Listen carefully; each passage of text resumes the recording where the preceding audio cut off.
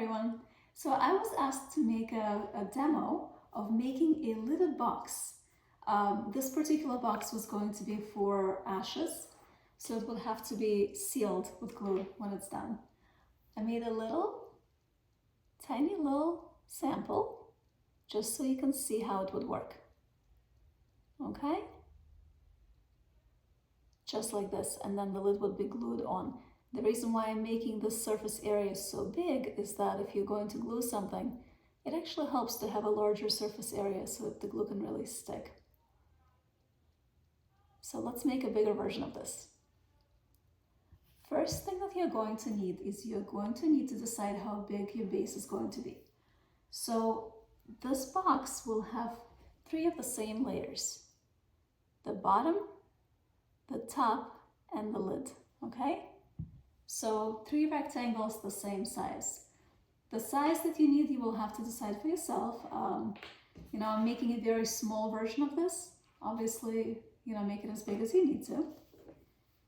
So let's see. Let's measure it out. And the way I like to measure is actually with the clay itself. As you can see, I will not be using any rulers. So I'm going to make a pretty small box. The larger the box you make, the thicker I suggest you make the walls. I like working with very wet clay. The reason being is that the clay memory hasn't set yet. So when you work with really wet clay, you're going to need it to stand up, right? And so for that, you're going to need to go a little bit thicker if you're making a larger box so those walls do not wobble on you. So I measure with clay, so I will take my rectangle and I will apply that rectangle back to the slab and literally cut to size. And I do that because I don't know about you guys, but when I measure, I make 10,000 mistakes. This way, there are no mistakes. They're all cut together. Just like that.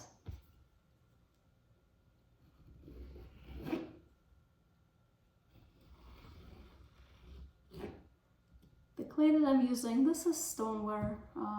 You can do porcelain. Don't be afraid of porcelain, it's a nice clay. Especially now we have these mid-range porcelains that fire so nicely. Here we go. Okay. So now I have 1,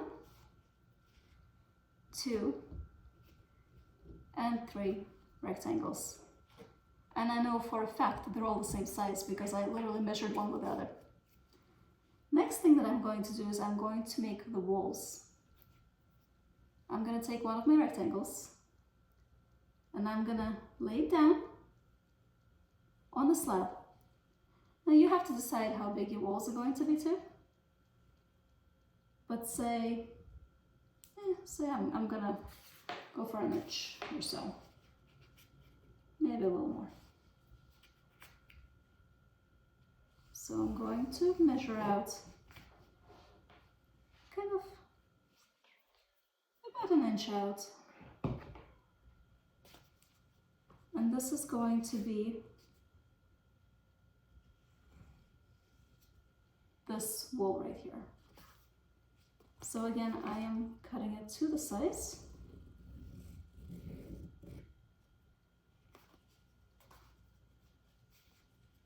I'm actually going to extend this line. I'll show you why. Okay. So what I'm going to do now is I'm going to cut it off like this. And this is going to be this side of the box.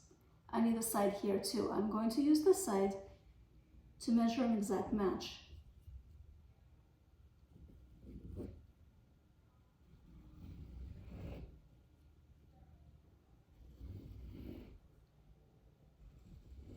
Perfect.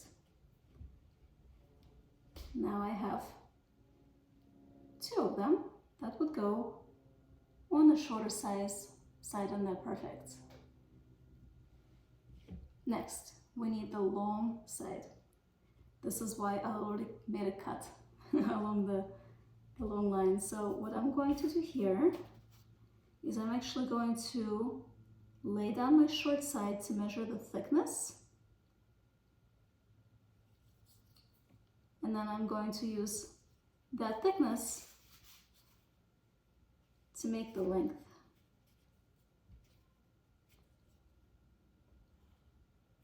You can, of course, just use the ruler and measure all of this out. I am too lazy and I don't want to make mistakes. So I am just using basically my base. I'm using my base to measure everything else out.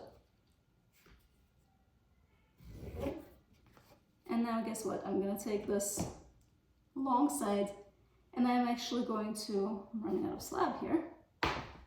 I am going to use this to make another one just like it, and that will be my second long side to the box. This is like the longest part of the video, just bear with me. Once we start putting it together, it's easy. Easy peasy. Okay. So, now you have two long sides, two short sides, and three triangles. I'm going to lay them all out so you can see. And then we're going to go ahead and make the box. Okay. 1, 2, 3. 2 short sides, 2 long sides. Okay. So one of these guys is going to be the lid. So what I'm going to do is I'm actually going to cut a hole in it, okay, for the lid to grab onto. Again, you can use the ruler if you want to be super nice and careful. I am going to just eyeball it for the sake of this video because I don't want it to take too long. Here we go. Okay, so now I have something that looks like this. So I have something that looks like this, and I have 2 solid ones. So, and I kept, by the way, I kept the little piece that I cut out of this, okay? So we're gonna keep it for future use. So what you're going to do is you're going to start actually building. This is your bottom. Either one of these two could be a bottom, say it's this one. So now you're going to, some people slip and score, you know, do your regular process. So say you score. I'm not going to go too crazy. This clay is so wet, I don't need to slip and score anything. It would just stick. But say if you did, so you would slip and score the sides. And now you're going to start attaching. Attach one side. Pretend slip and score, attach the second side. Now here you have a choice. You can either cut off a little bit so that the long side has a space here to go into, or you can cut them both at 45-degree angle, whatever you like. Pretend slip and score, pretend slip and score, pretend slip and score. Same thing on these sides. Place it.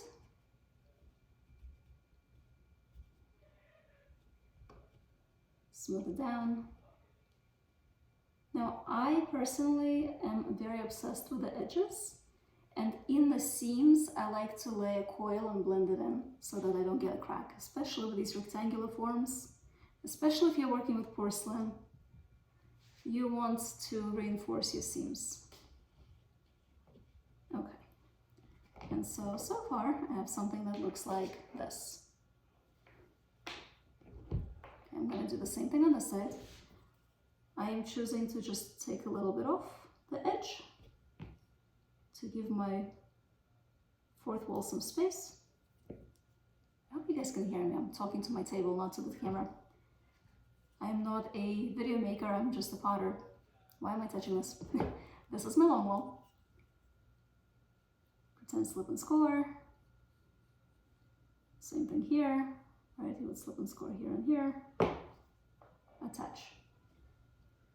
Okay, so now you have a box.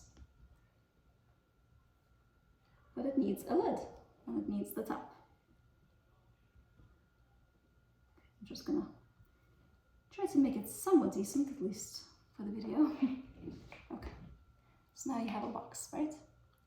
Now you have to be careful. See how I'm like handling it, it's all wobbly? This is for you to see, but don't do that when you're actually building it, because clay does have memory, and you're going to start the warping issues if you start handling it like that.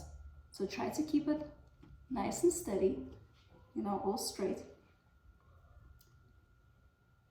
Okay, so say you have the box, slip and score the tops. Okay, now you're going to take your picture frame looking thingy, and you're going to slip and score on the outer edges like this. And you're going to apply it straight to the top of the box. You might have to do a little bit of manipulation to get the walls to join and match. But basically, all in all, you should have something that kind of looks like this. Excuse me while I destroy my box. There you go. Okay. So you would blend, right? You would make it look all nice. I don't want to spend too much time doing that. But now you have something that looks like this. Okay? Next thing, you're going to make a lid. Be really careful, don't handle this too much, it's going to warp, okay? So just be mindful of that. What I like to do is, remember that piece that I cut out from the center of this? So I kept it. I am going to take a little bit off the edge of this piece.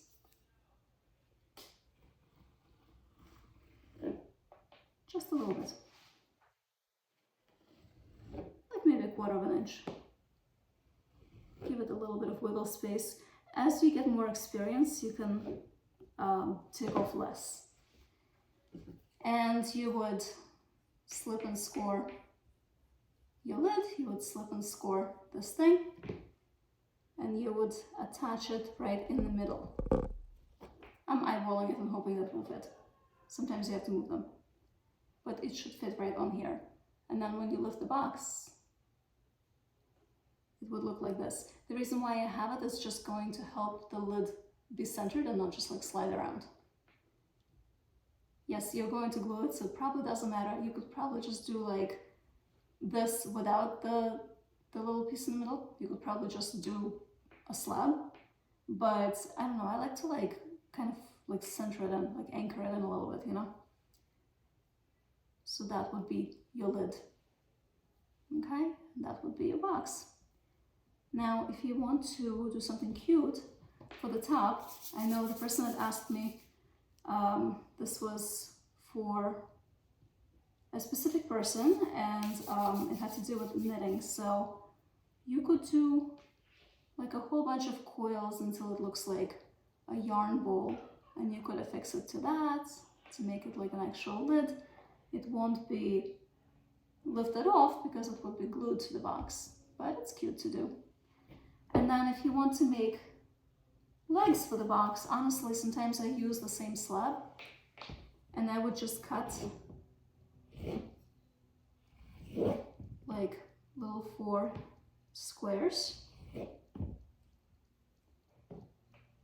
and affix them to the bottom like this. Can you see? Sometimes I like to do that actually when I'm glazing, because these guys are not really weight bearing. They're not going to come off.